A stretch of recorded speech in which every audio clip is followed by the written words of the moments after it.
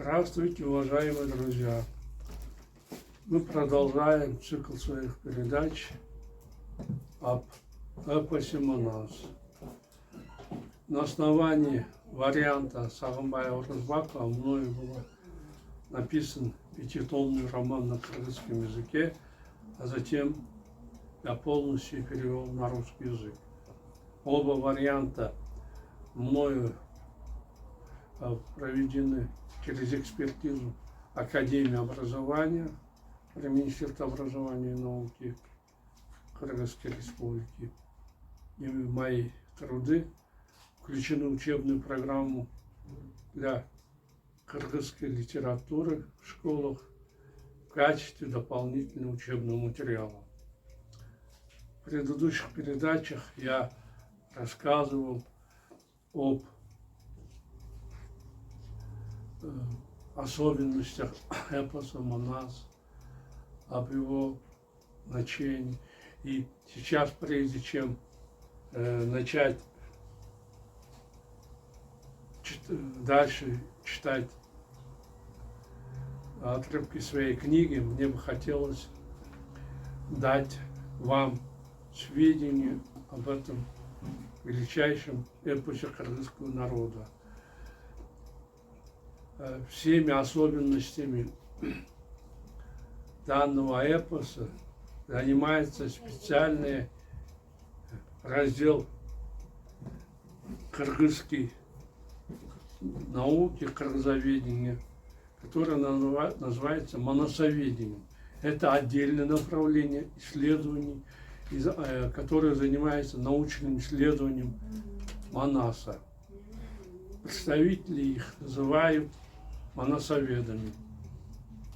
Надо сказать, что научное исследование эпоса началось во второй половине XIX века выдающимся казахским ученым, просветителем Чоканом Валихановым и ученым Радловым. Валиханов записал один из эпизодов памятника по Кукутой в 1856 году и частично перевел его сам на русский язык. А текст, опубликованный Радловым в 1885 году в Санкт-Петербурге на кыргызском и немецком языках, занимает 12 454 строки, включая 9500 строк, собственно, Манаса. Полная запись текста трилогии Манас осуществлялась в Кыргызстане с 1920-х годов, когда была предпринята попытка записать этот эпос с уст великого сказителя Сагынбая Оразбакова. Но, однако, нельзя сейчас сказать, что эта работа завершена, что все версии Манаши, значит, они исследованы и полностью опубликованы. Эта работа еще не до конца доведена, еще там предстоит очень много работ. Советский период. После Чокана Валиханова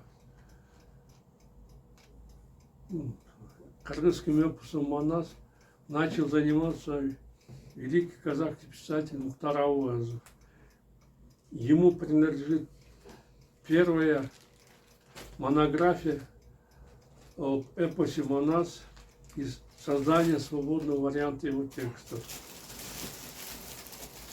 В связи с тем, что оба казахских ученых внесли очень большой вклад в дело изучения Манаса и его популяризацию во всем мире, обоим в Бишкеке установлены памятники.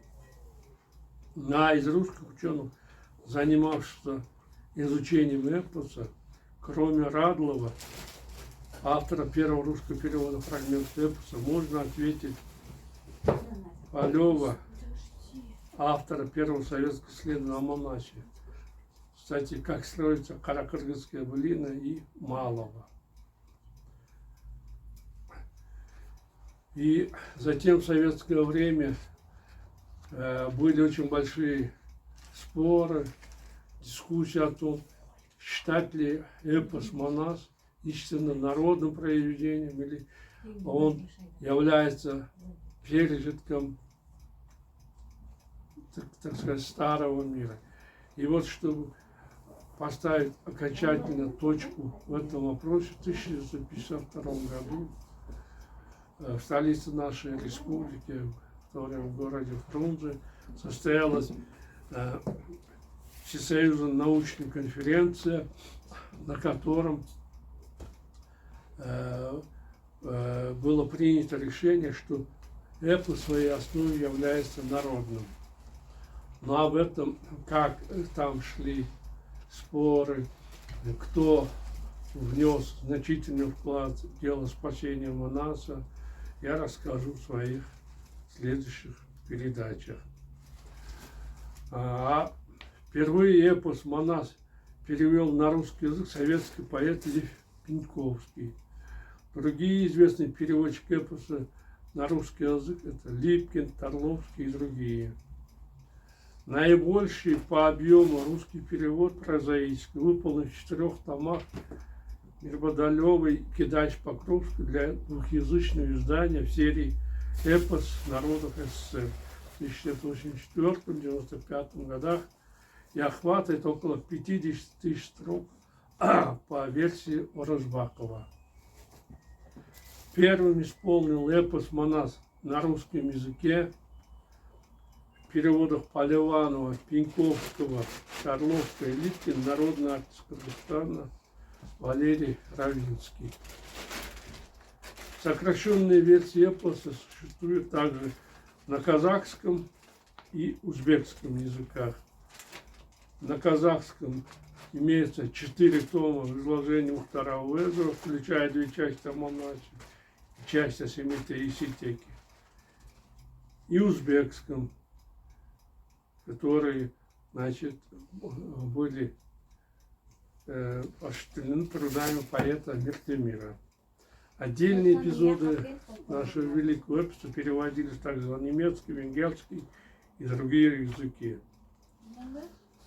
Также 2 первые части эпоса по версии Оразбакова были переведены на английский язык переводчиком Уолтером Мэй и опубликованы в Бишкеке в 1995 году и затем переизданы в 2004 году. Существуют также другие переводы различной степени полноты. И надо сказать, что в это время также продолжалась работа над Манасами и у нас в Кыргызстане. Так, в 2014 году была завершена 20-летняя монументальная работа над 9-томником эпоса «Манас» в академическом издании варианта Сагынбая Оразбакова. Издание, опубликованное Национальной академией наук Кыргызской республики, включил в себя 183 тысячи строк из жизни великого кыргызского героя.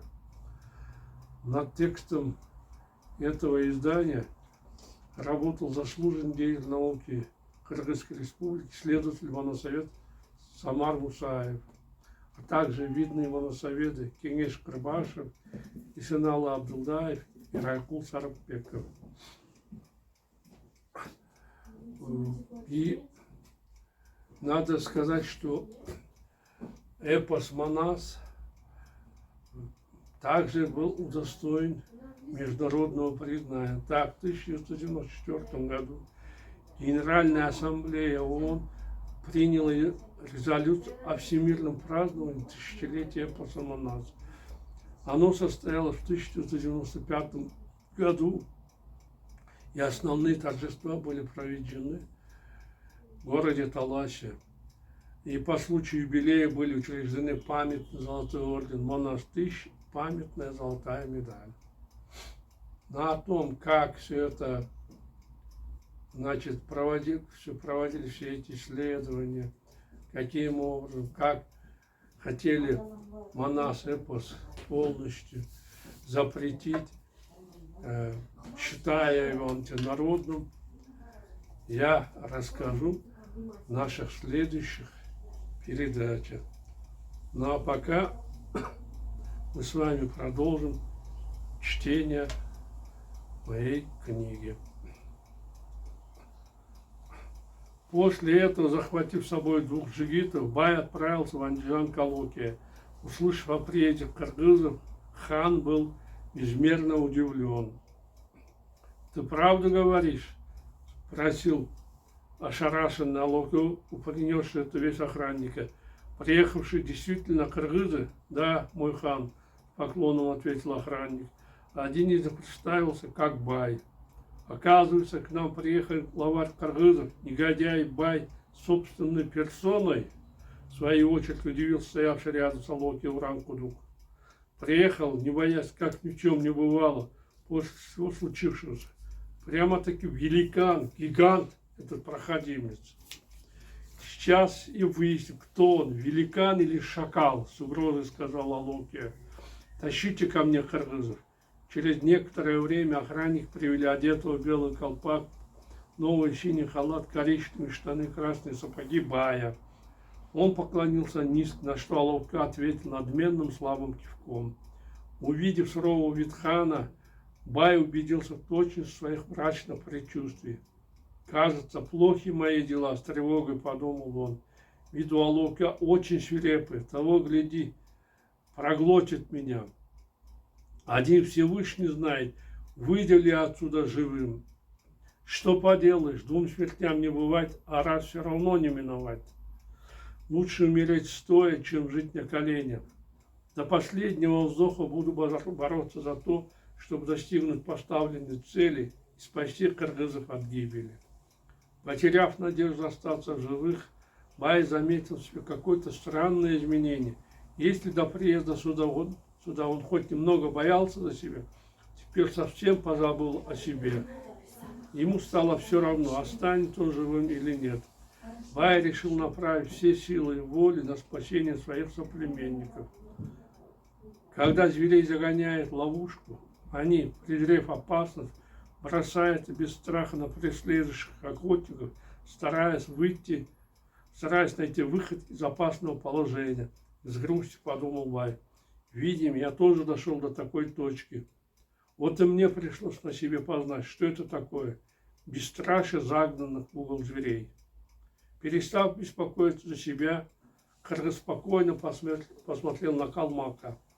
«Алоке хан», — сказал он, — «я предводитель кыргызов Бай». «Я слышал это», — кивнул Алоке. «Ты управляешь кыргызами вместо врагов. С какой целью ты приехал ко мне?» «Мой хан, твои войска истребляют кыргызов от мала до велика, поэтому прошу остановить их». «А ты знаешь причину этого?» – мрачно спросил Алоке. «Нет, не знаю».